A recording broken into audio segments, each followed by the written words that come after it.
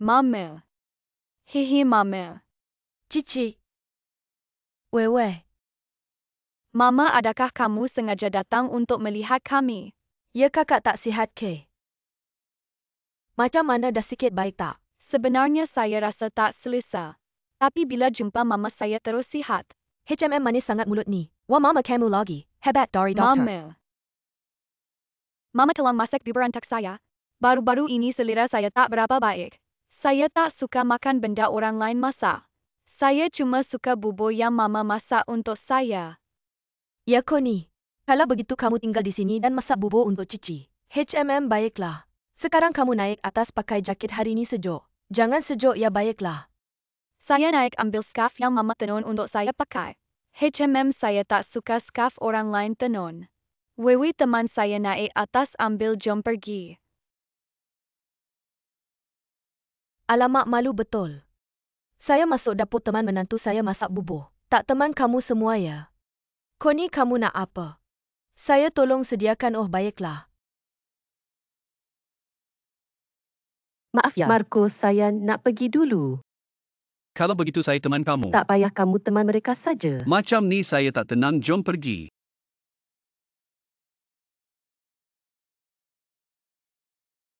Sedap tak? Sedap. Tapi saya dah kenyang. Laju sangat, baru makan sikit je. HMM bunyi apa ni? Mama. Apapun saya tak selesa. Bila saya nak makan nanti Mama suapkan ya. Baiklah. Kalau begitu Mama letak di sini. Bila kamu nak makan nanti makanlah. Sekarang tutup selimut, tidur sikit ya. Mama. Apa dia? Saya tidur nanti Mama pergi lagi. Saya nak Mama tinggal teman saya tidur. Saya paling suka bau rambut Mama. Mama jangan pergi, temani saya. Baiklah. Mama tinggal temani Cici tidur. Tunggu Cici tidur, baiklah ya.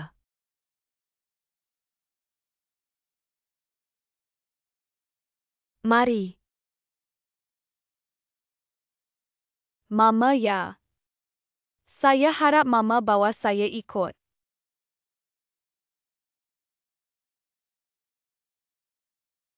Kenapa tidak boleh bawa saya ikut? Apakah Mama tidak mau Cici lagi? Mama mana tega tidak mau kamu. Tapi Cici sudah besar. Kamu harus janji sama Mama. Ketika Mama tidak ada, kamu harus jaga adik untuk Mama. Tahu tidak, saya tidak mau jaga adik. Saya mau Mama temani saya. Cici baik. Saya tahu kamu tidak biasa tinggal terpisah dari Mama. Kamu sangat tidak biasa. Tapi ayah akan segera pindah kembali. Nanti ayah akan jaga Cici. Mama juga akan sering kembali. Kamu boleh jumpa Mama. Dan jumpa ayah lagi. Saya hanya mau Mama dan ayah bersama. Saya tidak mau dengan maksud itu.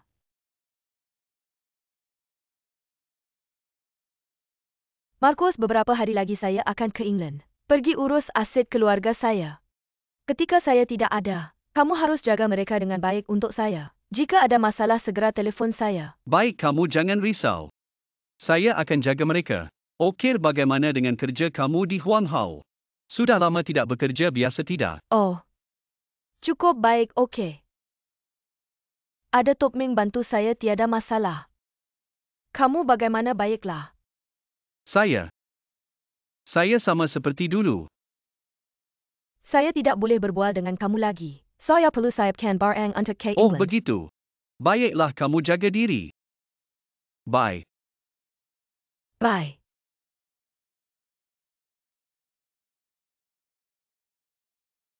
Saya sudah revisi pelan itu. Perkuatkan pelaburan dalam projek yang mempunyai tanggungjawab sosial. Wan Lin nampak sangat berpuas hati dan telah mencari saya beberapa kali. Sentiasa bertanya tentang butiran. Benarkah? Nampaknya dia sangat berminat dengan rancangan kami. Abang, kali ini ada kamu yang tampil. Pasti boleh mengalahkan Top Meng. Mari kita doakan kejayaan kita. Selagi belum menandatangani kontrak mungkin ada perubahan. Saya nak ucap terima kasih pada abang yang sudi membantu. Hahaha. Abang tadi sebut tentang perubahan. Kali ini apa lagi perubahan yang mungkin berlaku? Fuang Heng tu.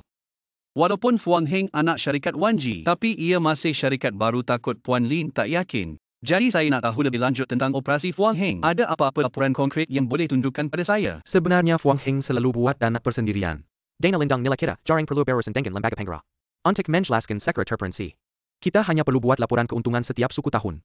Sudah cukup, jadi tak ada apa yang boleh tunjukkan.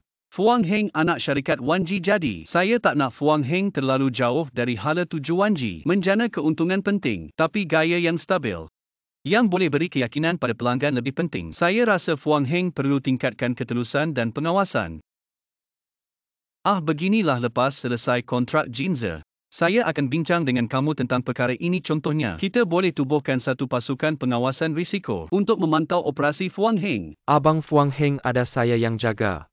Kamu tenang sahaja uruskan. Jinza, kamu dah buat banyak perkara. Dah cukup penat. Biar abang tolong kamu. Gelas ini saya ucapkan untuk kamu.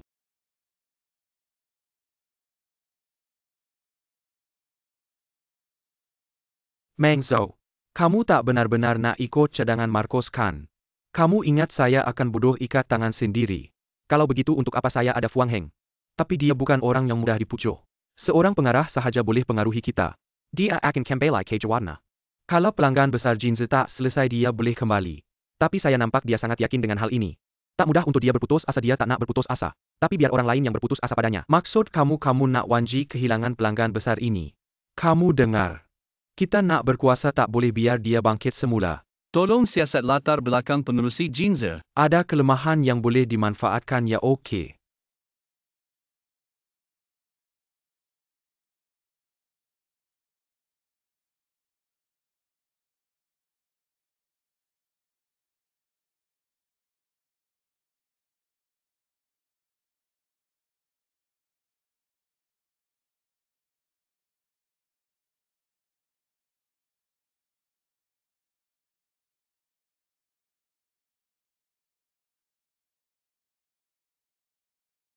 Hello Puan Lin. Ya, Encik Juo sudah sampai. Tapi saya tahu. Maaf Encik Juo. Rupa-rupanya saya tersilap. Hari ini Puan Lin jumpa Huang Hao bukan Wan Ji. Buang masa awak, maaf sangat. Saya faham, tak boleh salahkan awak. Macam mana boleh jadi macam ni Marcos? Dulu kata boleh dapat kontrak ni. Sekejap je dah kena rampas oleh Huang Hao. Korang tengok. Pengerusi dana. Suami Puan Lin ketahuan ada affair. Saya rasa 80% sebab Marcos. Dia tak bermoral. Sama macam suaminya main kayu tiga. Jadi Puan Lin marah. Sebenarnya banyak sebab kenapa tak dapat kontrak. Tak boleh salahkan abang saya Ada sepenuhnya. sebab lain ke? Dan suami Puan Lin ada affair. Tak digali awal atau lewat. Tepat sebelum nak sign kontrak. Kau rasa ada orang sengaja ke? Tak boleh kata sengaja. Tak boleh tolak kemungkinan tu. Sekarang yang paling untung ialah Huang Hao.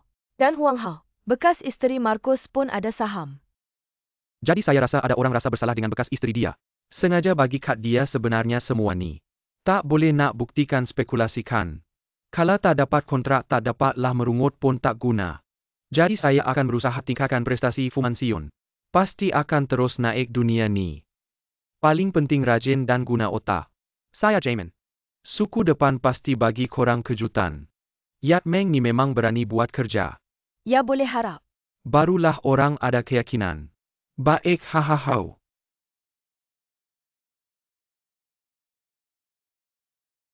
Encik Juo Yat Meng ni. Ming sikit dia keluar, ada hal penting nak jumpa dia ke? Tak ada, nak cakap sikit je. Saya tunggu dia di dalam. Oh baiklah, kamu duduklah sesuka hati. Ya, saya ke bilik mesyuarat ambil barang. Kalau ada apa-apa panggil saya. Baiklah, terima kasih ya.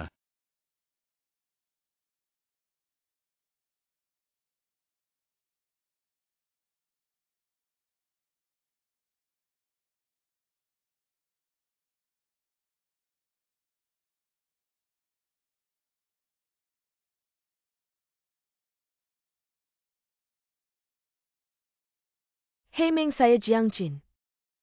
Terima kasih atas maklumat yang awak beri. Jualan majalah kali ini sangat baik. Saya nak cakap dengan awak pasal satu perkara lain. Hei Meng, hei.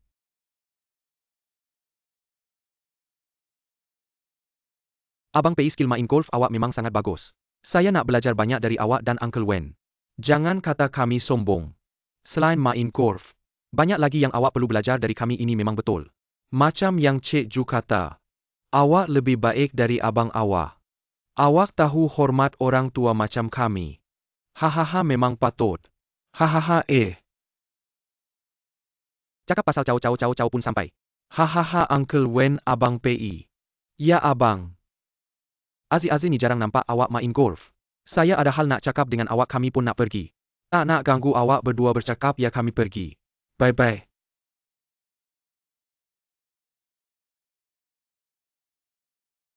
Bye ya.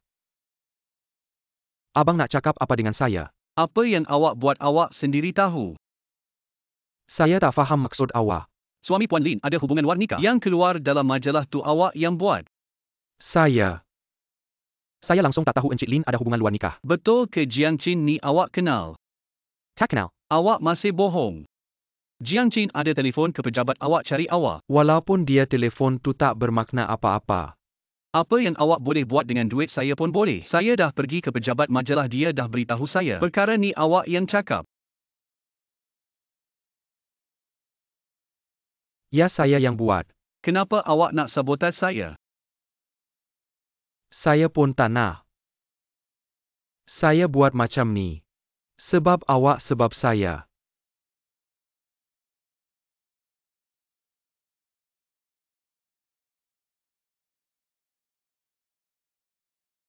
Sebab di depan awak saya rasa rendah diri. Saya takut lepas awak berjaya awak akan balik ke Wanji. Ambil semua yang saya peroleh dengan susah payah. Apa yang kau katakan, bagaimana mungkin saya lakukan itu? Saya tahu diri. Saya tak ada wang dan pendidikan. Asal usul saya. Hanya seorang penipu yang menipu orang. Tapi kau berbeza. Kau adalah orang yang membesar dengan sudut emas. Kau adalah anak lelaki sebenar keluarga Juo. Saya tak boleh bandingkan dengan kau. Kenapa kau mesti bandingkan dengan saya? Saya tak mahu orang kata saya anak gundik. Dengan perlindungan bang, saya perlu mengejar balasan hingga 20 tahun. Waktu yang saya hilang. Saya perlu beritahu semua orang dalam masa singkat. Saya ada kemampuan. Jadi saya hanya boleh gunakan strategi risiko tinggi, untung tinggi. Tapi abang, kenapa kau mesti saya Fuang Heng? Ikut cara lama dengan Wan Zhen. Bila saya boleh berjaya begini? Kau rasa saya halang perkembangan kau, jadi kau nak celakakan saya begini? Abang, kau yang paksa saya. Kau fikir gaya saya dan kau berbeza. Kenapa kau nak campur tangan dalam semua perkara? Kau sekarang bukan CEO lagi, masih nak tanya semua perkara. Kata nak tambah ketelusan, kata nak kawal risiko.